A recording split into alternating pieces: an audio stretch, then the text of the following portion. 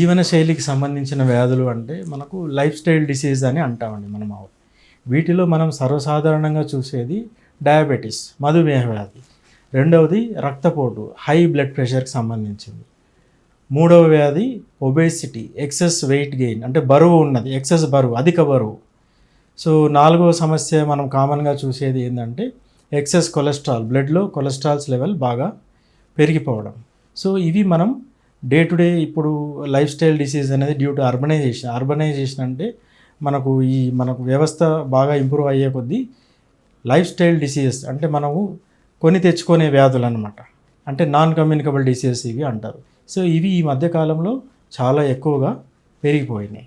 దీర్ఘకాలిక వ్యాధులు అంటే లాంగ్ టర్మ్ ఉండిపోయే డిసీజెస్, అంటే లైఫ్ టైం ఉండిపోయే డిసీజెస్.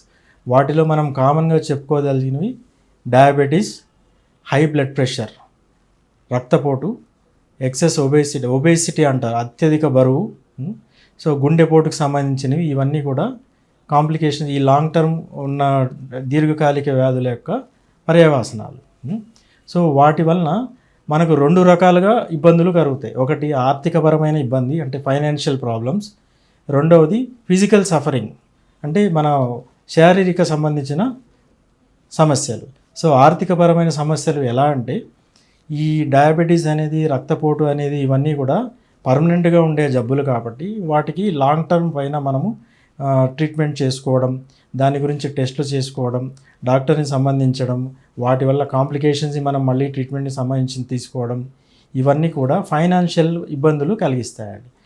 అదేవిధంగా ఇదే జబ్బులు ఎక్కువ కాలంగా ఉండడం వల్ల మన శారీరక ఇబ్బందులు, ఇప్పుడు ఈ జబ్బుల వలన కాంప్లికేషన్స్ రావడం. ఇప్పుడు మీరు వినే ఉంటారు, డయాబెటీస్లో ఏదైనా పుండు తగిలితే దెబ్బ తగిలితే పుండు మానకపోవడం, ఎక్కువ రోజులు దాని గురించి సఫర్ అవ్వడం.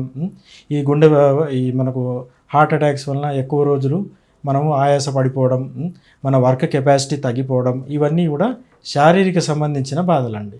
సో ఒక పక్క ఫైనాన్షియల్ ప్రాబ్లం అంటే ఆర్థిక ఇబ్బందులు, రెండవది శారీరక ఇబ్బందులు, రెండు కూడా మనకు ఈ లాంగ్ టర్మ్ దీర్ఘకాలిక జబ్బుల వలన ఎక్కువగా మనం చూస్తూ ఉంటాం.